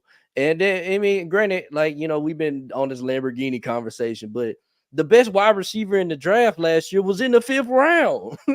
Puka was in the 5th round. Like, you don't have to rush to get, what I'm saying? Like, you don't have to rush to skip this offensive line need, bro. Like, what I'm saying, for a wide receiver, nothing. Like, it seems like all Titan fans trying to do is skip this left tackle pick just so get a receiver they want. Like, stop watching all these hype videos on receivers, man. And with NBA YoungBoy in the background, like, no, like, bro, I watch it too, man. But man, we gotta fix this line. The only way you're gonna fix the line is off of though, man. They do that. I try. I watch them. And I'm with you on that. Typically through free agency, but this is a guy just coming out of a rookie contract. This ain't a guy that's like 30 or getting like. This is still a young guy that possibly was. But you gotta look at it like this, Firestone. Get coached up right. So I'm with you. But this is a guy that's a little different than normal. This is a first round guy that might have not got the right coaching up. Might have. Like I said, I got to go back, look at tape. And like I said, Bill has to be sold on this. But this is a little different than, hey, let's go get this guy that's 29, 30 that's been doing it. This is a guy that former first round played his he's had his issues, but it's still a young guy that you can possibly get for cheap. Even and like I said, even if it's just backup, if you can get him as a role and be like, hey, if we get it for the right price, he can be a backup. But I'm with you. We got to go full rebuild. That's what I'm saying. If you do go get this guy, you still go draft somebody. He's not the guy that fills this position. He's the guy that fire under the guy that is supposed to solidify this position. A legitimate I look at it like this, man. What there's like you said, he's coming off his rookie contract. Why haven't the Jets tried to re-sign him? He's their first round pick, ain't they? Like, you know what I'm saying? He's turning them down. From what I'm understanding, he don't want the contract. Okay, so he's turning him to okay. Yeah, he's an unrestricted free agent. You got to look at it like this, though. Everybody wants a left tackle, some type of tackle in the league, bro. Every single one of them. So if they're willing to let this man go, bro, not put no franchise tag on him, nothing, he's not that good. There's a reason why. You know what I'm saying? Like, that's why we are talking about the Jets, though. Yeah, that's what I'm saying.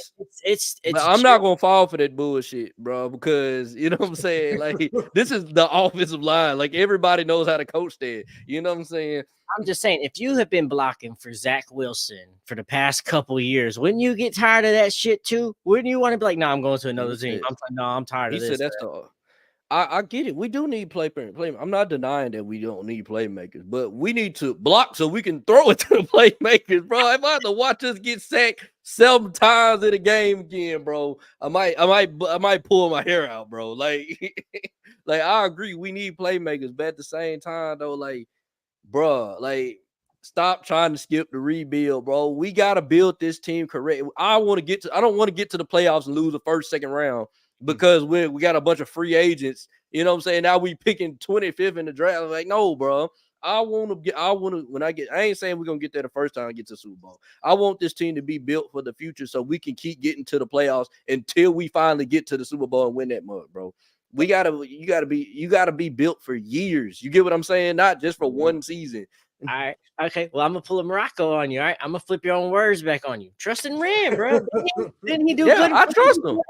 He brought it Jair over here to the Titans. And in 1 year as a Titan, bro, he broke the franchise record for tackles. So I get it. But like you said, you gotta trust in Ram. If whether we build through free agency or we build in draft, this man should know how to evaluate talent and get us exactly what we need. So I know it's scary and through some things, but we're going to have to build some through the free agency. But when we're going through free agency, I hope that we're building with younger players more than we are with players that have got their foot out the door. He said all the Bengals built for years. How many Super Bowls they got? I don't think they are built for years. I'm just their quarterback can't stay healthy. I don't think they be. Hell, Burrow, god dang, they just gave him all that money and god dang it. He messed around and god dang it. Hell, pulled his calf or whatever he done to it, man. Had to miss a lot of the season, man. So the Bengals they're not built for years. You know who's built for years? The Buffalo Bills. They just keep making it to the playoffs. You know what I'm saying? The Baltimore Ravens are built for years. I wouldn't even say the Bills built for years. But they keep getting to the playoffs. Yeah, they at this point the Bills, man, they just. Man, the Bills are goddamn getting toted to the playoffs. That's how I feel about the Bills. The Bills are getting toted to the playoffs. They either getting toted or they're in the playoffs by default. Because when I look at the Bills, I don't see what everybody else see. I see Josh Allen out there being either a top 5 quarterback or one reckless ass motherfucker. Then I look over at Stephon Diggs and I just see him being that dude at wide receiver over on the sidelines crying. Then I see, goddamn it, they overrated ass defense. It ain't no either or with them motherfuckers. Them motherfuckers are overrated, regardless of who they got out there. They just got a bunch of motherfuckers up out there on paper that'll scare a motherfucker. See, Marako got the flame ahead. He letting the Titan talk for him, bro. Like the Titan talk. And speaking about Titans, I know they got their ass whooped by the Bills the last game. That's only because obvious reasons or whatever. But when the Titans came into these games against the Bills was favored to win those games because Josh Allen was going to do all of this to the Titans defense. He was going to do all that. Which one game he did do that to the Titans defense. But what did Derrick Henry do to that overrated ass Bills defense? Exactly. What did Tannehill do to him? Tannehill didn't even have to do much to him. But when he did do something, god dang it, he came the fuck through. That's why I say the Bills are overrated. But I say this, Marako, they doing better than what we are, bro. And I look at it like this. Look, you can't let the Titan talk for you, man. Like, bro, when the last time they missed the playoffs? That ain't the Titans talking, bro. But they choke in the playoffs. Look, I get it. Exactly. I'm not saying that they don't choke. I'm just saying that they keep getting there. The Bills. They're getting to the game that we need to get to. The fan base gonna be saying. The fan base gonna be ready to fire the coach. They're gonna be ready to, let the quarterback walk. They're gonna be ready for a whole full goddamn rebuild. Hell, we just been through this shit. The Titans was in the playoff, three, 4 straight seasons or whatever, getting tossed out the motherfucker just like the Bills. And what was the fans saying? Oh, Tannehill, we got to get rid of Tannehill. We're never going to win the Super Bowl with Tannehill. We're not going to do it the Derrick Henry way. When's the last time a running back won the Super Bowl? Oh, this defense, this secondary. They were saying all of that shit that the Bills have been doing. Every time the Bills have went to the playoffs with Josh Allen, they went in there and god dang it, laid an egg. They went in there and They lay eggs. got I'm that- not denying that they are. They Man, lay they- eggs, but they're they always got in the that sitting playoffs. up So you crying. can't say that they not built for years. That's what I'm trying to. Man, they built They're for going to the foolishness playoffs for this year. years. Yeah, Like they built for What do you say? playoff heartbreaks for years. that. That's Okay, what I I'm get saying. that. I get that. They're built for playoff, but what I'm saying, they're built for years. Like so is San Francisco. I saw all San Francisco been doing. San Francisco was good enough to get to the big game and get their ass whooped. This shit happens every time. I get into them before the Bills. No. You said earlier, though, we're not trying to get to round 1 or round 2 in the playoffs and get kicked out. That's what the Yeah, I Bills agree. do. The Bills are just feeling like the good old Bills back in the day. Remember when they went to four Super Bowls and lost? Well, Remember? the problem it just is feels like that them 2.0. they're built for years with a dynasty going on. That's what the problem is. They're built for years with a dynasty going on. By the time we're gonna be built for years, the Kansas City shit gonna be done, bro. We're gonna be ready. That Kansas City shit, they ain't finna sit there and keep winning all them damn Super Bowls. They Like, just Bro, this is we ain't gonna say that. They gonna be in the Nah, playoffs bro. every damn year. They got Kelsey gonna be Mahomes. gone here soon, bro. They ain't gonna be able to do this shit. And they gonna Kelsey, have dog. another What? motherfucker come that's up. what they said Goddamn with about the Mahomes. Patriots. Bro, they You said that shit remember about the Brady? Patriots. You remember how Brady, got Yeah. back to them Super I hate to Bowls or say it. whatever. Once I hate to Randy say it, but Moss Brandon left right or though, bro. whatever, all they did was got another dude to run alongside Brady. Whether it was Gronk, Julian Edelman, Wes Walker, Aaron Hernandez, they just found people to go with them. And So how that's the long do you same think this shit that's Kansas gonna City happen with dynasty gonna Mahomes. last, bro? How With long you Mahomes, think this? As long Yeah, as I as mean, long as Mahomes playing football. No, I say as long as they have Andy Reid. Now it will be a test after Mahomes to see if, like, when Andy Reid's gone, can Mahomes still do what he does? Because Andy Reid is allowing Mahomes to be Mahomes. So that next coach is going to have to know how to let Mahomes be Mahomes and do that. That's what the good pair with Mahomes and Andy Reid is that Andy Reid knows how to actually get the best out of Mahomes and use Mahomes in a way that actually get the best out of them. So as long as they got Andy Reid, they're going to be good. Andy Reid just knows how to use players. He knows how to scheme up. He has that offensive mind. He knows what teams are trying to do, and he knows how to fake them and trick them out. So I believe as long as they got Andy Reid, they're going to be a dynasty and a force to reckon with in these playoffs in this NFL for a long time coming, and we're going to have to stop Patrick Mahomes. But I'll say this, and then we'll get back to the Bills real quick. And they've only lost to one team, bro. I get it. They do lay eggs. They lay eggs. They should have been beating these Chiefs. But they've only lost to one team, bro. They just can't beat the damn Chiefs. It don't matter. You gotta beat them though. Their whole identity and the whole reason they have been built, though, is to beat the Chiefs. That's been the whole thing. But nobody can beat them, bro. It just is what it is. You gotta do it though. Everybody is building a team that's like, we just got to beat the Chiefs, because the Bills mentality is, if we can beat the Chiefs in the playoffs, we're going to make it to the Super Bowl. And I believe that's right, but I also think that's very narrow-minded and why they don't beat the Chiefs, because they're just solo focused on the Chiefs. Go play some good football. Make it to where the Chiefs have to figure out how to beat you, rather than constantly figuring out how I got to beat the damn Chiefs. You're already losing the battle. You're losing sleep constantly instead of just doing what you want to do and make them figure out how they got to stop you. And that's why the Bengals keep beating them. You know what I'm saying? And that's why the Bengals are the only team that's had success against them in the playoffs. And I'll say this though, I feel like that's how they keep beating them, because they're not gonna look down to the Chiefs. They feel like they better than them. You know what I'm saying? And the Bengals and the Patriots. Patriots Tom too. Brady led teams. I'll say it like that. Tom Brady not gonna look down to nobody. He finna go out there. He gonna play his game, man. You gotta stop me. You know what I'm saying? And it's the same way with Joe Burrow. Yeah, and we talking about how great Josh Allen is and everything, but you all forget there's another QB that's undefeated against Patrick Mahomes, and a lot of people don't look at him and give him recognition for it, and that's Jared Goff. Jared Goff has been in 2 slingouts with Patrick Mahomes and beat him in both of those slingouts and scored like over 40 points in those games and passed better than Patrick Mahomes in those games. So, bro, that's the thing. Like, when you build, like, the Bills are built to beat the Chiefs, and yet they still can't beat the Chiefs. They got at what point do they fire their coach? Because you've done everything for that coach and that team to beat the Chiefs, and you're just not executing. You have no excuse at talent, for your roster, for the coaching staff. You have no excuses for it, and yet you still can't pull off what you've been built to pull off. So Marako, would you say the same thing about the Buffalo Bills? Would you say about Baltimore? Hell yeah. I mean, they in the same damn boat too. But here goes my thing about Baltimore or whatever. Baltimore, they do a lot of beating themselves. And what I mean by that is they get into these playoff games. They have the team. I don't think Baltimore is overrated by far. I wouldn't call them that because you look up and down their roster.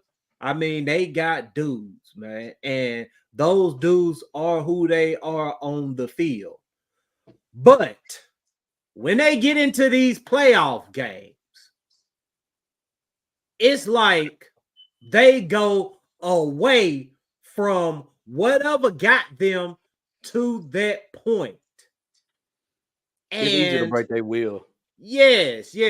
I mean, they just so it's like with Baltimore's teams, they just get so used to dominating teams and beating up on them.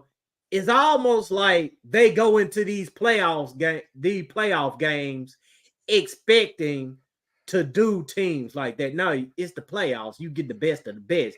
You're That's the not problem just with the going Cowboys. straight up. You're not just going to straight up dominate every single team. Not saying that it can't be done, but the likelihood of it happening is very slim.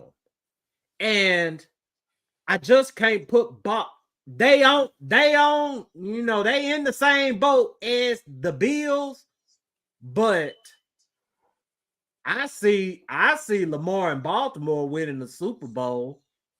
I don't. Before the Bills win the Super Bowl. I don't, bro, because when we see Lamar in the playoff, that's the thing now. Like Lamar, I love Lamar too. When he was coming out in the draft, I was like, please, fuck Mariota. Let's go get Lamar, please.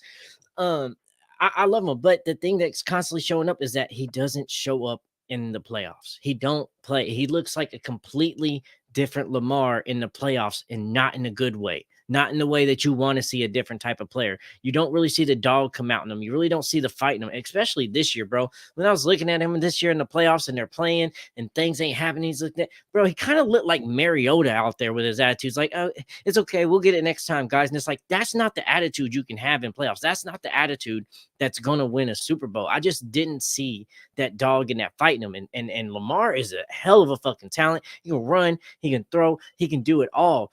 But I haven't seen anything in him in the playoffs that says, yep, this guy can go win a Super Bowl. I hope it for him. I want to go see him go win one, but I just don't see the execution in the playoffs. He turns the ball over. He just don't have that effort. He just don't have that dog in him. And I want to see it because I want to see Jim go out there and get another one after so, or John to go get one after so long. But I don't know. I just need to see more from Lamar in bigger games because it's cool. He can put up points against some of these games and blow some teams out, like RJ saying and Marako saying. But if you can't play ball and competitive ball and keep up with these hot teams in the playoffs, none of that shit matters. You got to perform in the playoffs, and y'all's not performing in the playoffs. Y'all are lackluster at best when it comes to postseason. Yeah, man.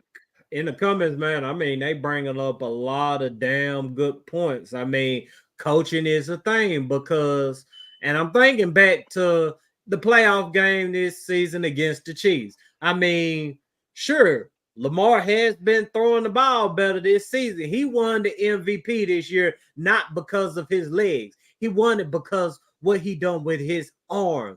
Yes. But at the same time,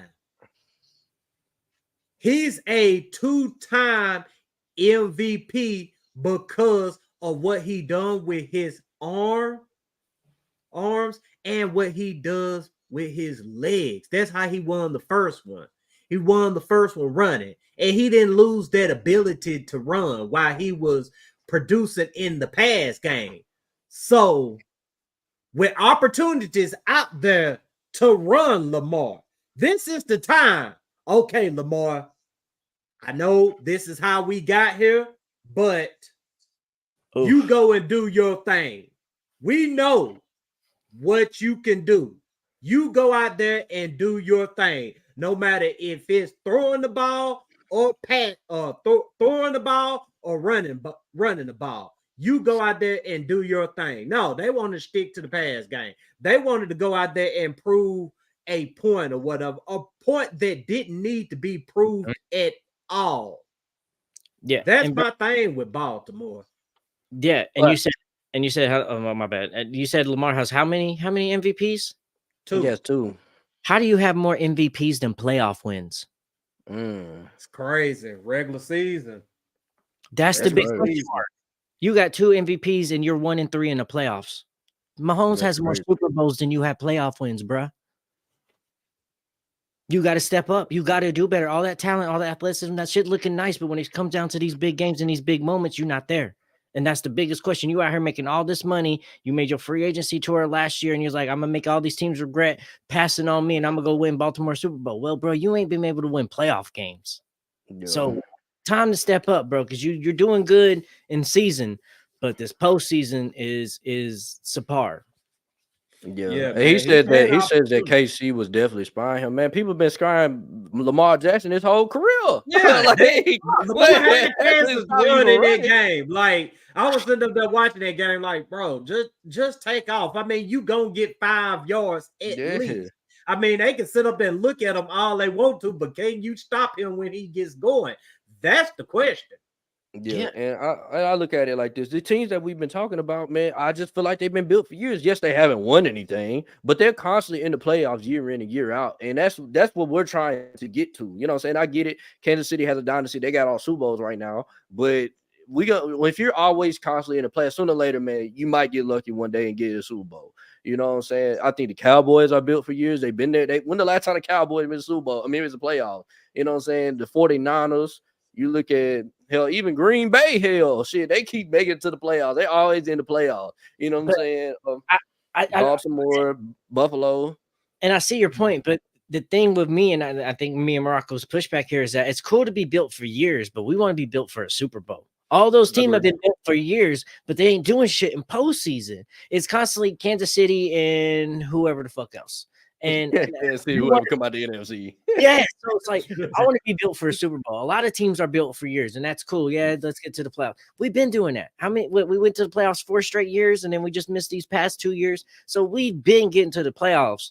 Now it's time to break that glass ceiling. Let's get to the fucking dance. Let's beat these Chiefs. We used to be the Achilles heel for the Chiefs. The Chiefs couldn't beat us in the damn playoffs. It wasn't until they beat the Tennessee Titans in the playoffs that they was finally able to go get them damn a Super Bowl. We was their glass ceiling that finally made on it. And even Patrick and Kelsey says all the time, I hate playing Tennessee. You know you're going to need ice baths and massages after playing Tennessee. So we just got to get there to be able to be a Super Bowl team. It's cool to go to the playoffs, and that atmosphere is fun, but we've experienced that enough. We went to the Super Bowl in 1999. I'm trying to get back to the damn Super Bowl, and I'm trying to like these Bills have been happy to get there. This and that. You went to all these Super Bowls, cool, but you lost them all. You still ain't got a Super Bowl win. You got all these playoff wins, still don't have a Super Bowl win. So I don't care how many times you've been there, you still have as many Super Bowl wins as us. So it don't matter how many times you get there. You got to execute and pull it off. Thanks. I agree. I want to get one. I want to be allowed to see one, man. And like I said, that's why I'm telling the Titan fans, man, just be patient, man. Be patient with this team. I know y'all want to compete and get to the playoff this year. I know y'all do. I want to get there, but at the same time, I want to make sure the team is built correctly. So when we do get there, we're going to win. You get what I'm saying? I don't want to get there. I'd rather us be, I hate to say this, I'd rather us be picking top 5 next year so we can get the Lamborghini that everybody's talking about. So when we got the protection and we got the Lamborghini. So guess what? We go already get to the playoffs. You get what I'm saying? Yes, some everybody else don't. A lot of teams don't have. But is there really a Lamborghini next year though? I don't really think there's a Lamborghini next year. There's some. There's always a Lamborghini. It just boils down to finding them. It just boils down to finding them, man. But man, y'all ready to wrap this thing up for the night, fellas? Yes, sir. Yeah, let's go ahead and wrap this thing up, man. Another great show tonight, man. It's always a great show when I'm sitting down, chopping it up with everybody about this team we love and hate at times. But at the end of the day, we love them to death, even though they stress us the hell out with their foolishness. But we gonna be here to death do us part, man. But man, thank you to everybody that tuned in tonight, man. Once again, shout out to Tyler Rowland. Y'all make sure y'all go watch Locked On Titans each and every day. I mean, no matter what, he's coming with content. I mean, he's probably the most consistent guy, you know, doing this amongst our community, man. And, you know, we appreciate everything that, you know, he brings to the table, man. But 5-star Lion Beard, oh hell. Lion Beard collection, man. Go ahead and speak on it. Yes, this episode has been sponsored by LionsDenBeardCollection.com. Get your luxurious beard products that you need. Whether you got a beard or you're starting your beard, make sure you go to LionsDenBeardCollection.com and use promo code Colosseum. Get 25% off your order. This episode is also brought to you by SunnySmilesCoffee.com. Make sure you go to them and go get you some freshly roasted, damn good coffee that's going to spark your day off and give you the energy that you need. So SunnySmilesCoffee.com and get free shipping on all U.S. orders, as well as go to our website, TitansColiseum.com. We have new merch out right now, and we got some new things in the works for y'all too, coming up with draft coming up and you know, free agency coming up. We got some new apparel coming for y'all as well. So make sure y'all go to TitansColiseum.com, go check out the merch store and go get y'all some merch. Yes, sir. Yes, sir, man. You see me at 5-star, we up here mottling. We got. I gotta get my shirt. I gotta get my shirt. Man. You gotta get your shirt too, man. So we can be. I'll be mobbing in this bitch, man. I mean, shoot, y'all see it, man. Titans Coliseum versus everybody, but we fuck with everybody, man. It just looks cool to better shit. And I gotta get them stickers out to y'all. You know, I was sick and I didn't get those out to y'all, but I still got the stickers out there to give out to y'all. So when people bump into y'all out in public, y'all give them some free stickers, this and that, whatever it may be. But we got some Titans Coliseum stickers as well. So if y'all see us out in public, just talk to us. I'm gonna get them to them, and y'all get some free stickers as well. Yes, sir. Yes, sir, man. Man, shout out to everybody, man, that, you know, was in the comments tonight, man. Y'all were definitely killing it, man. We appreciate y'all very much, man. Can't wait to do this again, most definitely. Man, I'm gonna be out of town next week, man. I got, you know, something I gotta take care of. I can't say anything right now because somebody may be. Let me shut up talking about that right now. I won't be around next Friday or whatever. But we gonna talk about it. Maybe we gonna come with another episode early, you know, next week or whatever. I don't know. Me and the fellas, we're gonna talk about it. But however it goes, y'all make sure y'all tune in to the combine. Check out these Lamborghinis. Check out these insurance plans and get that bullshit up out your head about, you know, drafting a tight end, because it ain't happening, man. And just because it looked like a Lamborghini, make sure you pop the hood and then make sure it ain't got no Honda motor in that bitch, okay? Just make sure exactly all things that glitter ain't gold. So, you know, just double check. Check for water damage. But yeah, man, we're gonna go ahead and let y'all rock and roll, man. Everybody, man, stay blessed, enjoy the weekend, and tighten the fuck up. Let's go.